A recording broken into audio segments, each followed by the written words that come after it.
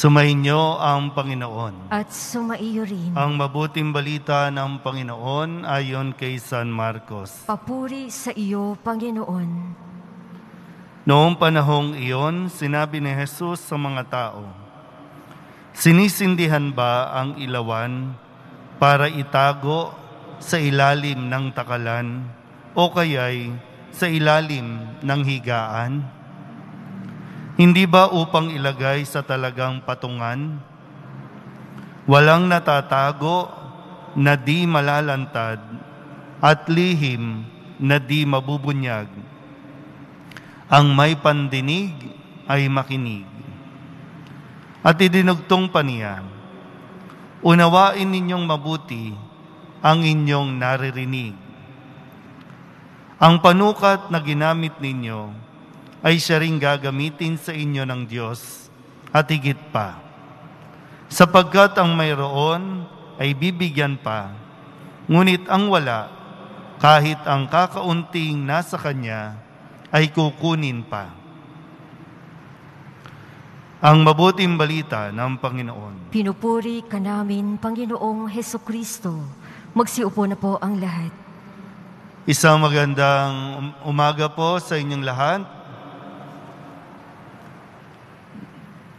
Sa pangalawang pagkakataon, sa magkasunod na araw, narinig po natin yung linya na sinasabing, ang may pandinig ay makinig. Kahapon, sinabi din ni Kristo sa pagpapaliwanag niya ng mga talinghaga, ng mga hasik.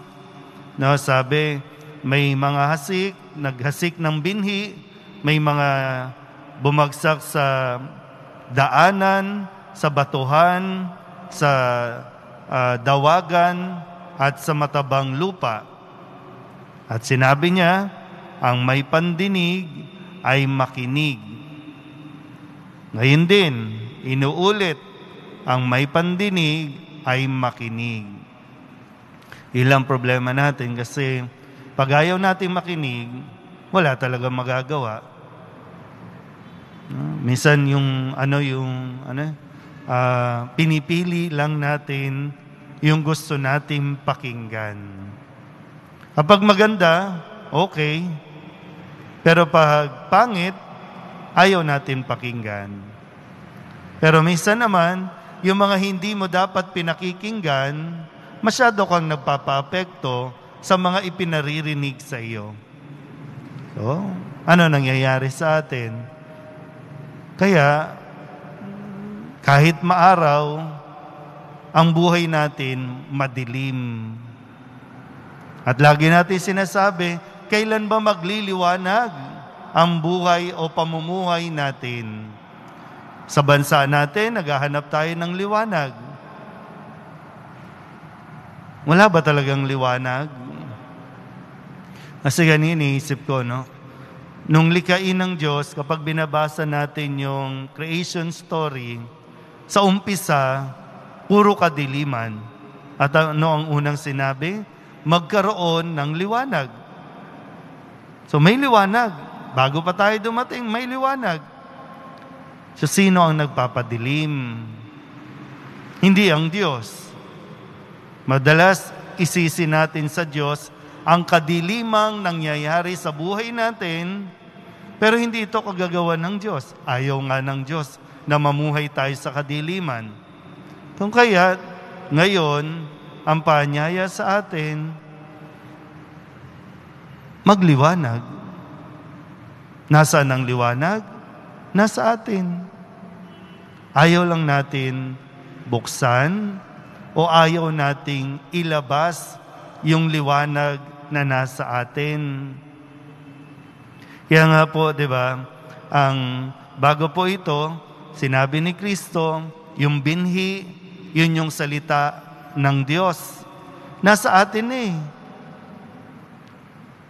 Yun lang, ayaw nating sindihan o ayaw nating ilabas.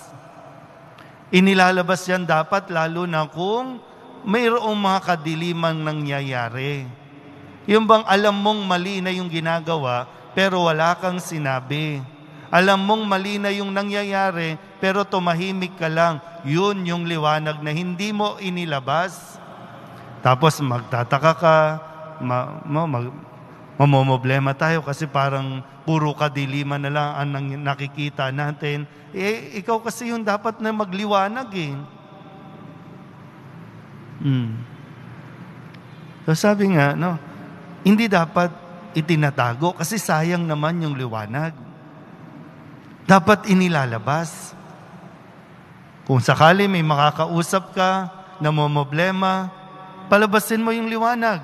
Gamitin mo yung salita na natutunan mo, na narinig mo kay Kristo. At baka sakali, magliwanag din yung isipan ng taong kausap mo. So, walang saysay kasi po. Para bang, pag sinabing, hindi dapat itinatago, hindi dapat sa ilalim. Ibig sabihin, para bang sinasabi sa atin na, hindi ka dapat nakaupo lang dyan. Bagamat bawal tayong mag-usap, bawal tayong magsalita na walang face mask, pero hindi ibig sabihin, wala ka nang sasabihin. Baka ikaw po kasi yung magdadala ng liwanag. Hindi lang tayo pwedeng uupo-upo lang dito. Uupo-upo, minsan tutulog-tulog din, di ba? Oh. Kaya ngayon, para bang, dito ka ha. I-recharge kita. Bibigyan kita ng, para bang sa cellphone, na may battery. Para paglabas natin dito, meron tayong pwedeng madala at maibigay.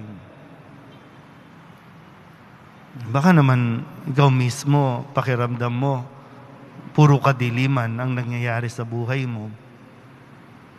Hayaan mo din, siguro, papasukin mo, tanggapin mo yung salita ng Diyos para magkaroon ng liwanag.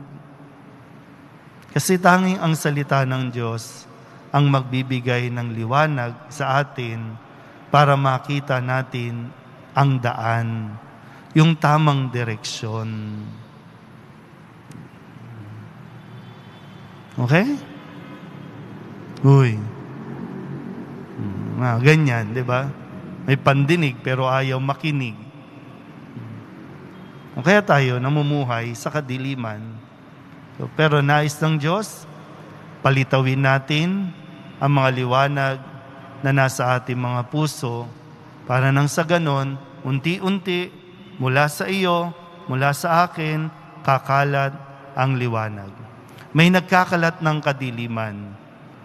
So natatabunan yung mga nagkakalat at naghahatid ng liwanag. Pero kahit kailan, hindi dapat madaig ng kadiliman ang liwanag na nasa ating mga puso. Amen?